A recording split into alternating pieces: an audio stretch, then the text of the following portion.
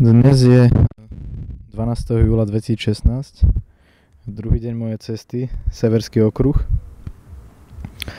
Dnes som urazil 435 km, všetko v Poľsku. Ráno dokopy to dáva teda 1094 km od začiatku výletu. Ráno som sa zobudil v kempe, kde som včerajšiu noc prespal. A keďže bol pod mrakom, tak som sa zobil až tak neskoro, okolo 8. Začal som baliť, podarilo sa mi pripraviť si raňajky, pobaliť sa. A okamihu, keď som nasadal na motorku, tak z mrakov, ktorý vysel nad nami, začal mierne mrholiť. Myslel som si, že to predbehnem, preto som sa pustil na cestu. Búrka ma však dohnala a v podstate som dneska z tých 400 kilometrov 200 spravil v daždi. Pršalo už do druhej po obede.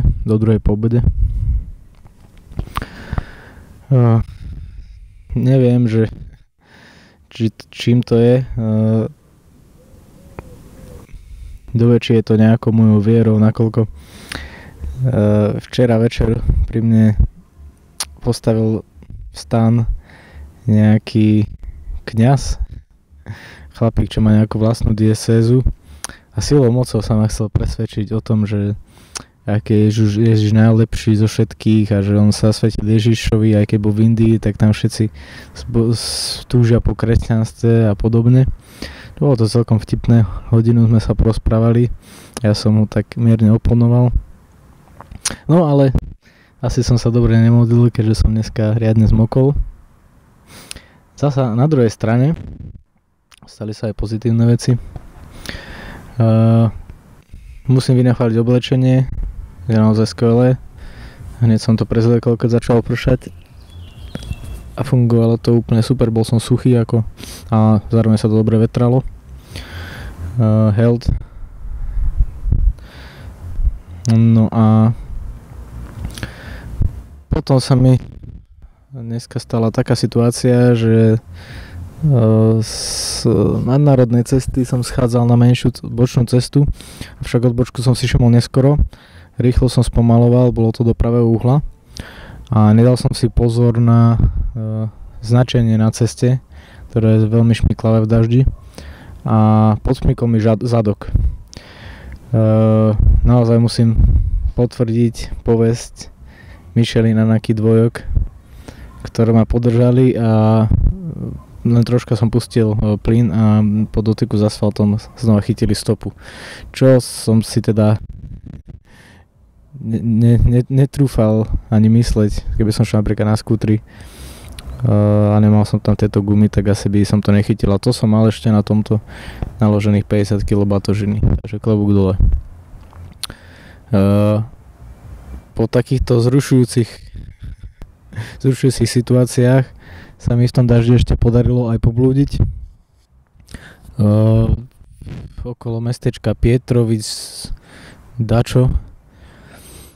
To už proste v tom daždi nešlo zvládnuť, tak som sa tam dosť dlho, možno hodinku krúžil.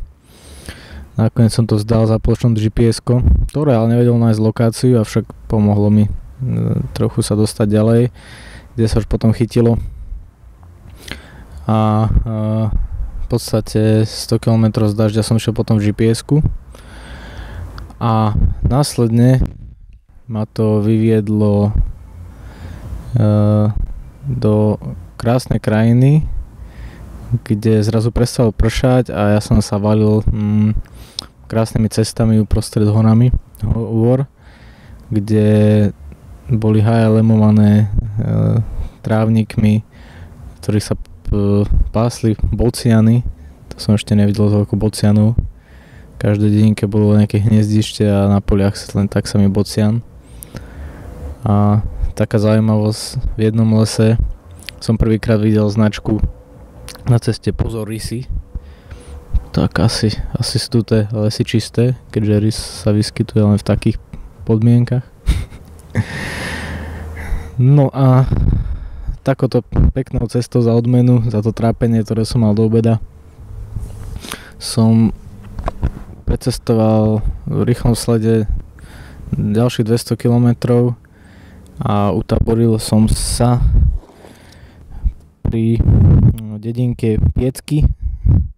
Je to také jazierko okolo viacej stanových osád. Ja som si vybral nejakú takú, ktorá bola najbližšie cesty. Je v dosť zlom stave. Platil som pritom 22 zlotých, čo je skoro trojnásobok toho, čo som platil včera. Nie je to ani sprcha, ale je to aspoň tečúca voda. A je tu elektrika, čo je zasa plus. No, po takom ťažkom dne sa mi už ale naozaj chcel zahodiť sa ísť spať, nájsť sa a ísť spať. Ale čuduj sa svete, hneď pri mojom stane si to, po tom čo som ho dostával na jedlo, sa rozbalila nejaká kapela.